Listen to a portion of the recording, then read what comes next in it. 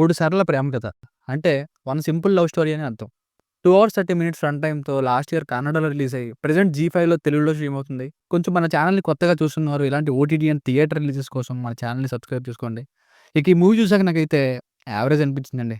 మంచి స్టోరీ ఉంది. అలాగే ఫీల్ గుడ్ సీన్స్ కూడా ఉన్నాయి. కానీ సెకండ్ హాఫ్‌లో కనెక్షన్స్ అండ్ కంక్లూషన్స్ ట్విస్టులతో సూపర్ ఉన్నాయి కానీ కొంచెం అనుకూలంగా ఉన్నట్టు అనిపించాయి. I mean over the top కూడా. ఇంకా మెయిన్ స్టోరీ స్టార్ట్ అవ్వడానికి ఆల్మోస్ట్ ఇంటర్వల్ అయిపోయింది.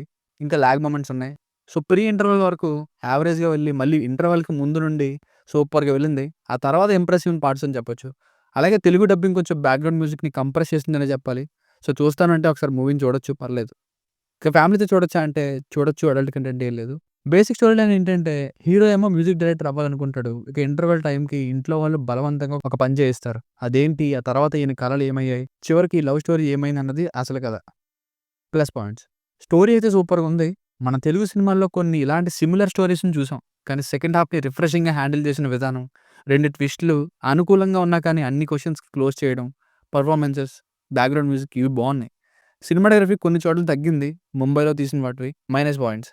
అనుకూలంగా రాసిన కనెక్షన్స్, మూవీలో స్లో సీన్స్, సెకండ్ హాఫ్‌లో కొంత ఎక్స్‌పెక్టెడ్‌గా ఉండడం, అలాగే ఫస్ట్ హాఫ్‌లో కొన్ని ఎందుకొస్తున్నాయి అసలు ఈ సీన్స్, మెయిన్ స్టోరీ ఏంటి అనేలా ఉంటాయి. కానీ వాటిని మళ్ళీ సెకండ్ హాఫ్‌లో కనెక్ట్ చేస్తారు. అవి కొంచెం ఫస్ట్ హాఫ్ టైమ్‌లో చూస్తున్నప్పుడు బోర్ ఫీల్ తెప్పిస్తాయి. ఎందుకొస్తున్నాయి అసలు అన్నట్టు. సో, ఫైనల్‌గా మూవీ వర్డిక్ట్ ఏంటంటే ఫేవరబుల్‌గా సినిమాటిక్ లిబర్టీస్ అనేలా రాసుకున్న కనెక్షన్స్, కొంచెం లాగ్ మొమెంట్స్ మైనస్ అయితే, కాస్త ఫెమిలియర్ స్టోరీ అయినా కానీ రిఫ్రెషింగ్ ప్రెజెంటేషన్‌కి, ఆ ఫీల్ గుడ్ మొమెంట్స్ ఓటీటీనే కాబట్టి ఒకసారి ట్రై చేయొచ్చు ఈ మూవీని. It's a one time watchable film. దీనికి రేటింగ్ వచ్చేసి ఇది నా ఒపీనియన్ 2.75/5. మీకు కనుక వర్క్ నచ్చినట్లయితే మరిన్ని రివ్యూస్ కోసం మన ఛానెల్‌ని సబ్స్క్రైబ్ చేసుకోండి. Thank you.